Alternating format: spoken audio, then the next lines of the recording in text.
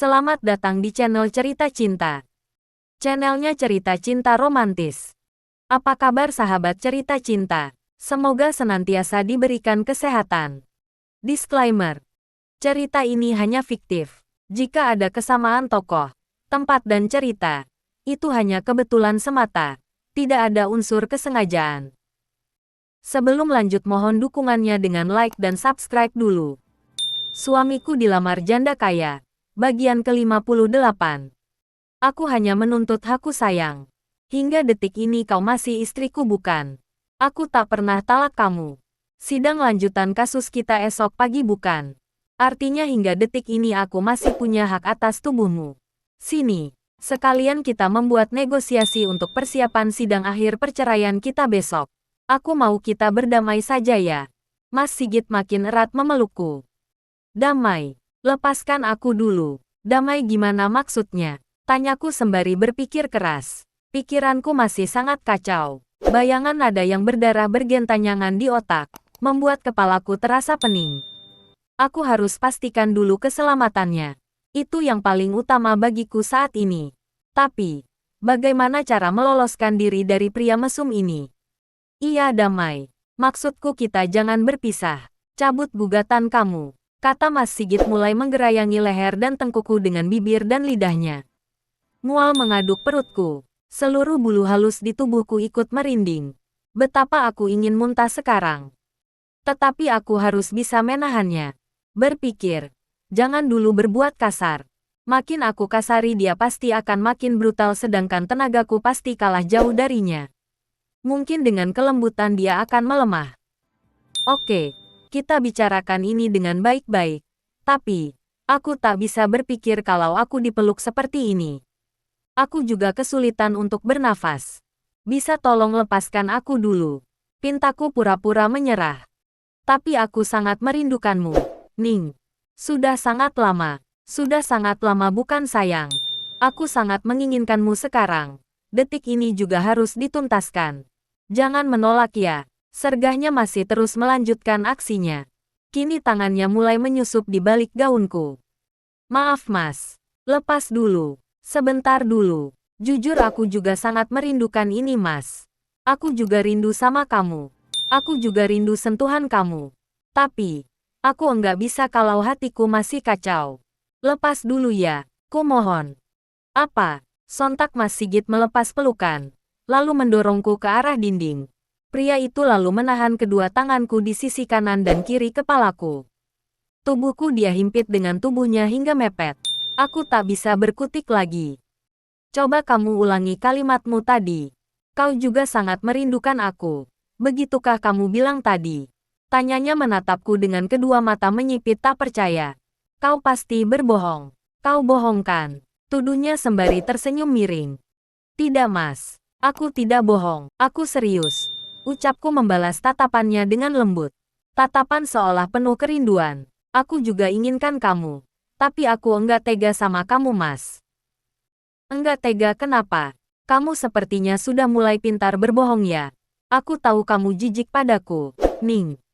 Enggak mas. Kamu yang harusnya jijik padaku.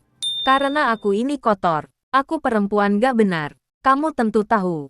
Kalau rumah makan itu sebenarnya milik neneknya Mas Lang. Aku cuma digaji kecil. Terpaksa aku mencari tambahan. Aku ini kotor mas. Entah berapa laki-laki yang sudah aku layani. Kamu pasti jijik, kan? Kalau kamu nekat tidur denganku, bisa-bisa kamu terkena penyakit kelamin. Itu sebabnya aku bilang aku gak tega mas.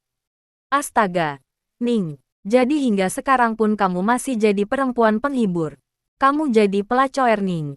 Sergah Mas Lang dengan kedua mata membola. Aku mengangguk, memasang wajah lesu, dan segera menunduk dalam. Semoga taktikku berhasil. Semoga dia jijik lalu mau melepasku. Begini saja. Mulai sekarang tolong kamu hentikan pekerjaan kamu itu. Segala kebutuhanmu biar aku yang penuhi. Kamu mau kan? Usulnya mengagetkanku.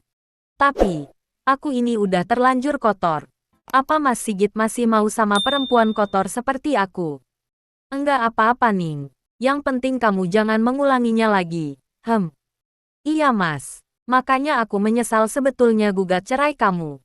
Kalau boleh sih, aku cabut saja gugatanku. Supaya aku tak terikat hutang kepada neneknya Mas Elang. Sebenarnya untuk membayar pengacara itu terhitung hutang aku juga. Utang aku makin numpuk, dan aku semakin terjerat di rumah makannya itu. Coba aku jadi istri kamu saja. Gak perlu capek-capek. Mbak Yosa mau kan? Biayai hidup aku dan anak-anak kita, Mas. Tentu dia mau. Buktinya Ibu, Mbak Ambar, Mbak Sekar, beserta anak-anak mereka. Semuanya dia tanggung sekarang. Yosa tidak pernah mengeluh. Tapi, apa dia masih mau jika ditambah aku dan anak-anak juga? Harus. Dia harus mau. Kalau dia tidak mau aku ancam saja akan Kalau dia tidak mau aku ancam saja akan meninggalkan dia. Dia pasti ketakutan. Dia cinta banget sama kamu, Mas. Yang cinta banget kan dia sayang. Akunya tidak. Hingga detik ini, yang aku cintai itu tetap hanya kamu, Ning. Aku cuma butuh uang dia. Tidak lebih. Dasar laki-laki matre. Persis seperti ibunya. Jadi gimana? Besok kamu mau cabut gugatan cerai kamu? Tentu dong, Mas. Saat ini, kita hanya berdua di sini. Apakah kamu mau membuktikan ucapanmu itu? Kamu mau tidur bareng aku sekarang? Waduh, kenapa pikirannya itu lagi? Bagaimana lagi caraku untuk menolaknya?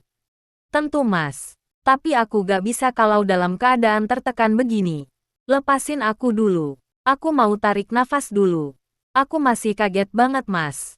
Pintaku mengulur waktu. Kamu tidak akan melarikan diri. Bagaimana aku bisa melarikan diri?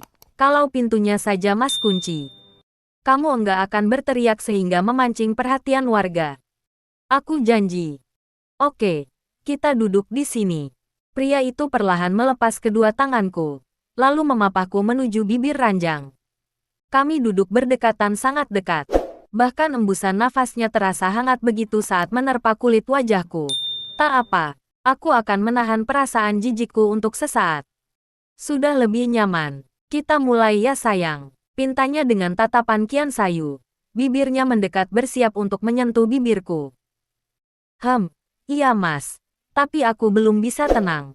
Aku sangat mengkhawatirkan Nada. Nada jatuh di toilet dan berdarah Mas. Ucapku mencoba mengalihkan niatnya lagi. Semoga kali ini berhasil. Kita lihat keadaan Nada dulu ya, Mas. Bujukku. Maaf sayang. Sebenarnya Nada baik-baik saja. Aku hanya menjebak kamu. Aku terpaksa melakukan ini. Kalau tidak dengan cara seperti itu, aku tak akan bisa bertemu kamu. Kamu tak akan mau menemui. Betul kan? Astaga. Jadi beneran aku dijebak. Kenapa dia mesti menggunakan anak sebagai jebakan? Dia tahu betul kelemahanku adalah anak-anak. Aku tak akan bisa berpikir panjang kalau ada masalah tentang anak. Baik Mas. Kau menjebakku kan? Maka aku pun akan berbuat yang sama. Kau harus dibalas dengan cara licik juga. Tapi apa? Bagaimana aku bisa lolos sekarang lalu membalasnya? Berpikir bening. Berpikir. Toh, anakmu baik-baik saja. Kau harus bisa berpikir cerdas sekarang. Oke. Tadi kau terjebak karena langsung panik. Sekarang tak ada alasan. Kalau tak menolong dirimu sendiri, tak akan ada yang bisa menolong. Tiba-tiba sebuah ide melintas di benakku. Aku akan menjebak laki-laki brengsek ini dengan jebakannya sendiri.